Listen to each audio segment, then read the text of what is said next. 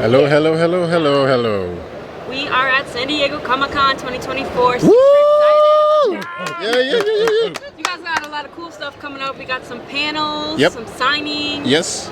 So first off, super excited to be with you guys. So Roye, you have an excellent, amazing series produced by Lionforge Entertainment, award-winning Nigerian filmmaker, and now we're gonna have a series that's gonna blow people away. It's beautiful animation. We got a couple cool clips, and then Brandon Easton, Iyanu story editor. You've been on Transformers. We have supervising director Vincent. You've been on Spider-Man, and Emmy-winning showrunner of Ada Twist, Kerri. Welcome, guys. I know this is your first San Diego for you, so I hope you're having a great time. I'm having a great time. I love seeing all the fans out here in their costumes. Having a great time. Love seeing all the fans in their costumes, and my head is basically on a swivel. It's fun. It's gonna be nuts. So on July 28th, Cartoon Network or Max, they're gonna release the first book for us, so super excited for that.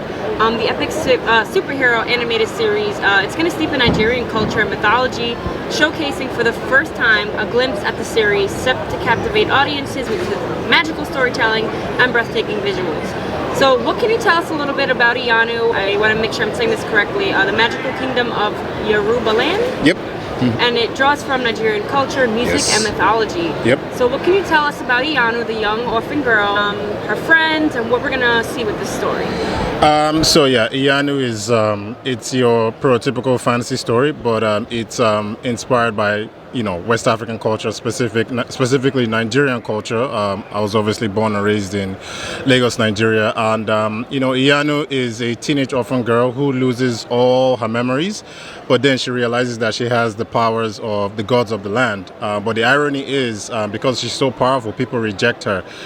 So she has a choice to make, right? Does she use this power to help the people that hate her, or does she use it for herself? And so she goes on a journey of self-discovery with her friends Bee, Toye, and her magical leopard Echo. And they go towards the source where Iyanu's powers are, where her powers are from, and there's a lot of twists and turns that are revealed on the way.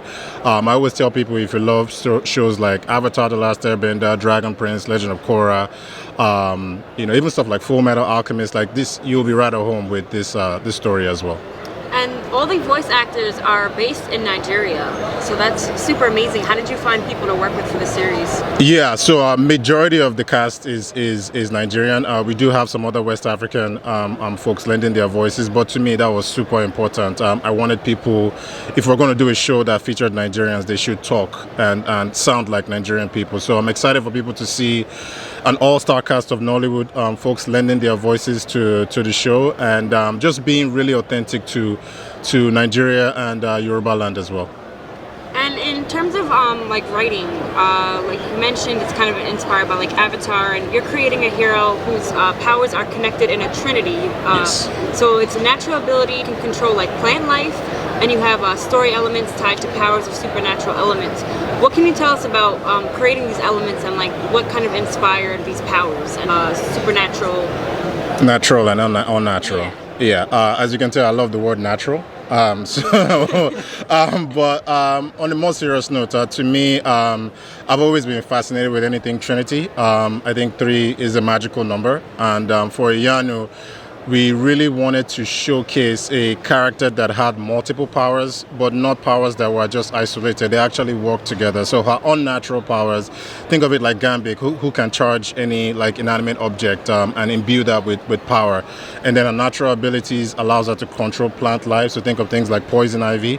Of course, she doesn't poison people, so just giving you an example there. And then her supernatural energies really tap into her ultimate power, which allows her to create like magical construct based on spiritual energy that's all over Yoruba land as well. And all these powers work together as one. I'm not going to spoil too much for people, but it's more than just a fancy way of showing cool stuff. Like, it's actually also tied to her story and her character arc as well.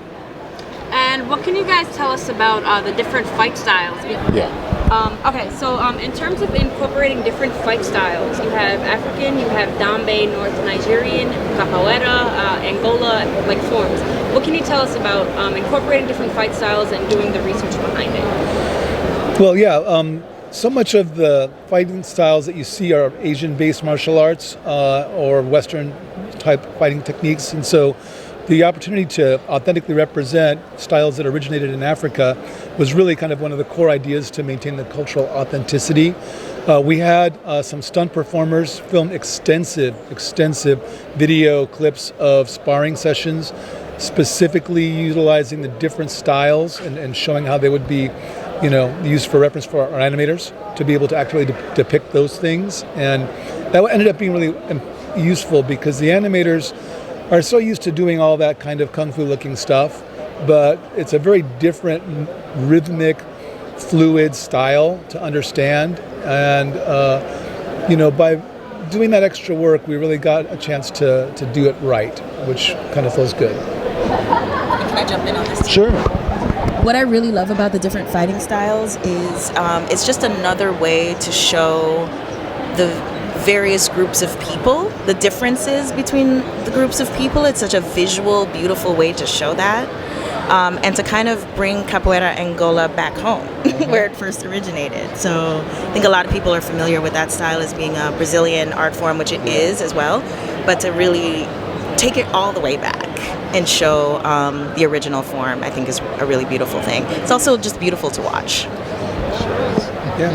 And in terms of the art forms, what can you tell us about like the mashup of different cultures to create the adventure and the city tribes of Nigeria? You can take that one. What are you talking about, the artwork or the? Yeah, like the different like different art forms and mashup of cultures. How you kind of implement that through the art. Well, it's all in the. A lot of the art is also reflective of the characters, like certain people's their colors of the colors they wear.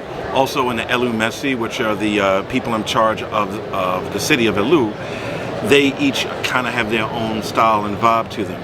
So one of the things we were trying to do is convey character as well as story through the artwork, and I think we've achieved that in a lot of different ways. And I had a question about her friends. So her friends are going to complement her, and there's like multi-dimensional layers to these different characters. What differentiates like Iyanu from her friends?